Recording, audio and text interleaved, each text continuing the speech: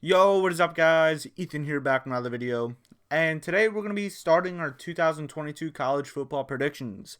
And the first team we're going to start off with is the reigning national champions in the Georgia Bulldogs. So they had tons of talent, but a lot of players went to the NFL. And they set the record. I'm pretty sure the exact number was 15. But like the amount of players Georgia had drafted last year was crazy. But it could be a bad thing as they head into this year. Out of all the 131 teams in the FCS or FBS, I always forget. Georgia is 95th in returning talent, as they're returning 59% of their starters. They are 43rd in returning offensive talent, which is 73rd, but they weren't known for their offense last year. And then, of course, their main players, Zamir White, James Cook, and George Pickens, left. So, and then they are 44% in returning defensive, which is 122nd in the entire nation. But I know Georgia has tons of great recruits on the defensive side, so even though they're 122nd returning defensive starters, it will affect them, of course, but it's not going to be as affected as this seems. So looking at their depth chart, they're going to have their quarterback Stetson Bennett coming back next year. As he's a redshirt senior, true redshirt, I think. But this offense is going to be very weird because even though they lost George Pickens, and even though they lost Zamir White and James Cook, this offense, unlike last year, is going to be the focal point of this team, in my opinion. You have a three-headed monster at tight end, and I'm pretty sure they're going to be super focused on these three tight ends in the offense, and those are Brock Bowers, Darnell Washington, and Eric Gilbert.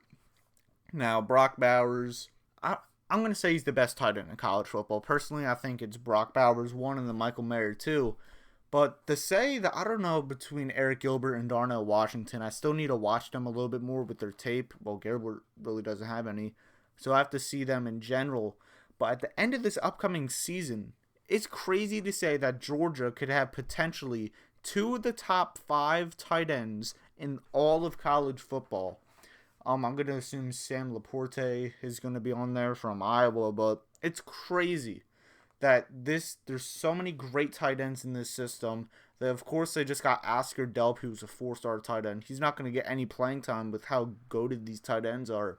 The Georgia wide receivers, though, there's no key number 1 on this offense. Maybe it's Dominic Blaylock, but who knows?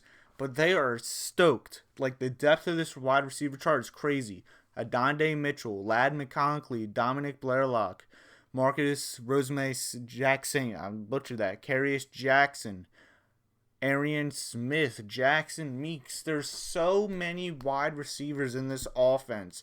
Stetson Bennett, if the offensive line holds up, which is kind of like Bama. We'll get to Bama later today, actually.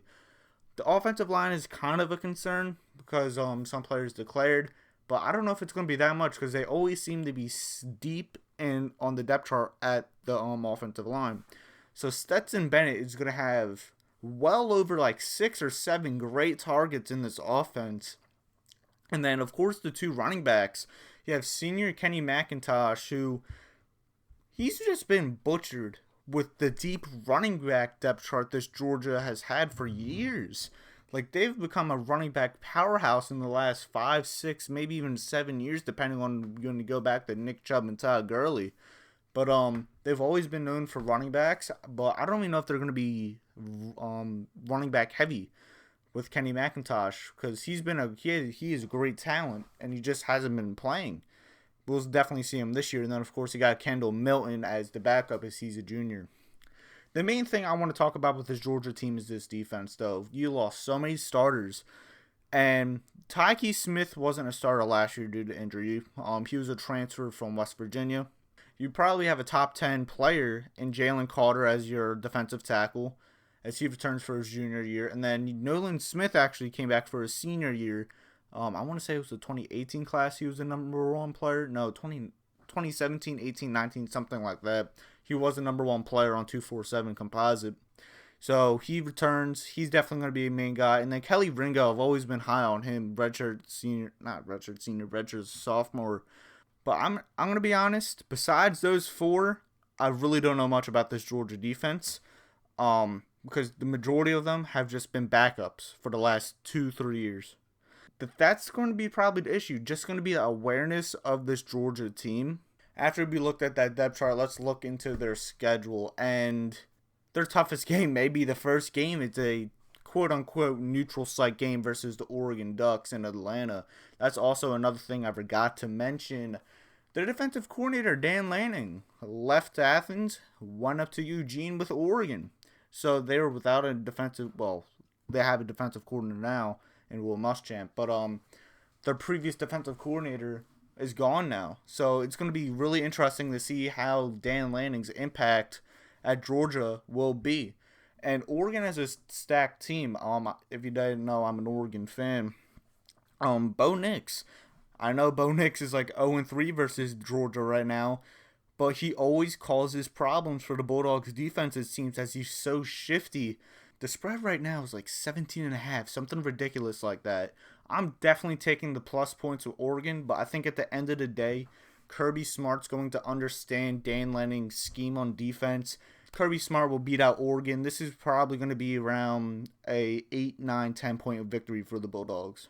Next week, you return home after a hour away game as you host the other Bulldogs in Sanford. Easy win. We don't even need to talk about this. Then you have a super intriguing game, week 3, at South Carolina. South Carolina, as we know, has caused issues for Georgia for the past few years. I'm going to get hate for this. I have South Carolina winning this game. I think Georgia, I don't think they're going to go undefeated this year because they've lost so much talent on the defensive side. I know overall just starters. And I think if there is a loss, it's going to be earlier in the year. And looking at this first half of the schedule, the only 2 losses I can really see is versus Oregon and at South Carolina. And then, even though I think Oregon's a way better team than South Carolina, just because South Carolina's at home, I'm going to give the edge to the Gamecocks in that one. You're going to be 2-1 for Georgia. Spencer Rattler, you can hate him as much. He does have a lot of talent, and now he's even more experienced. That offense at South Carolina is really underrated. You got some of your key starters coming back on defense over there.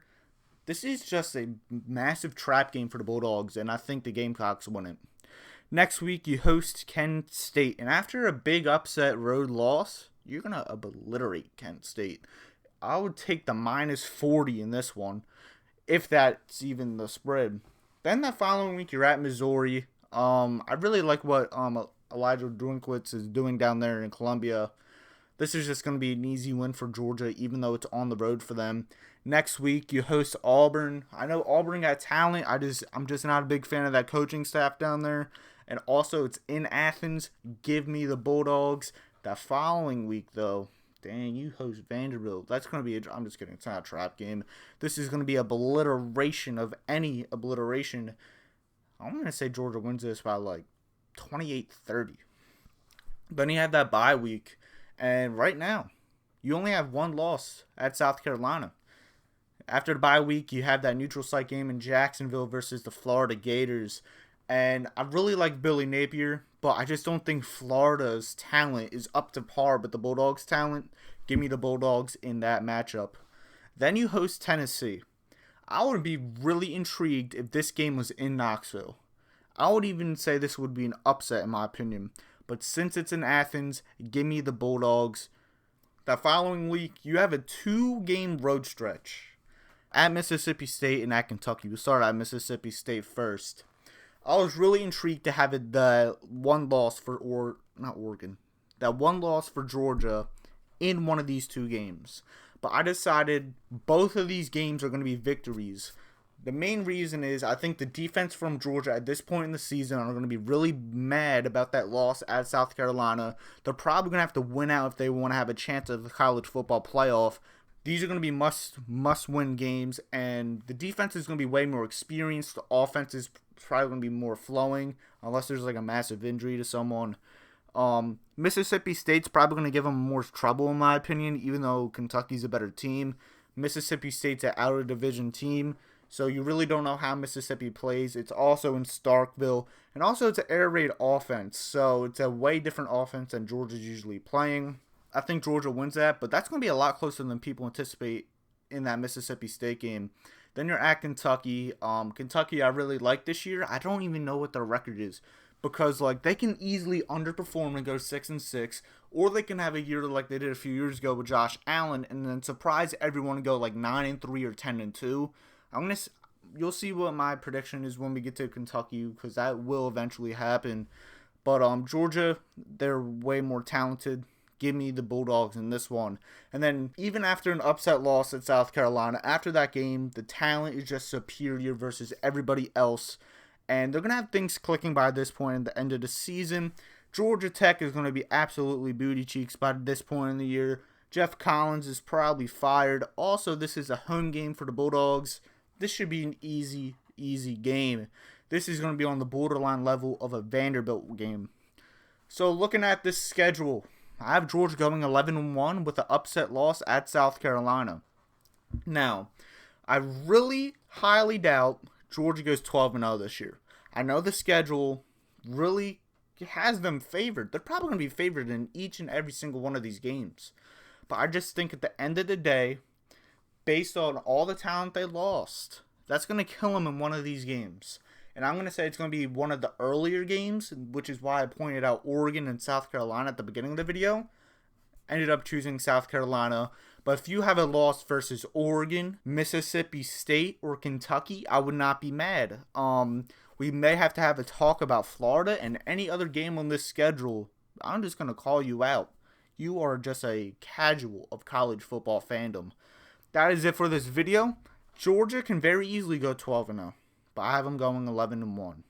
Like always, like, share, subscribe, push the notifications on, as I'm going to be grinding out this channel with predictions. And yeah, like always, have a good day. Peace out.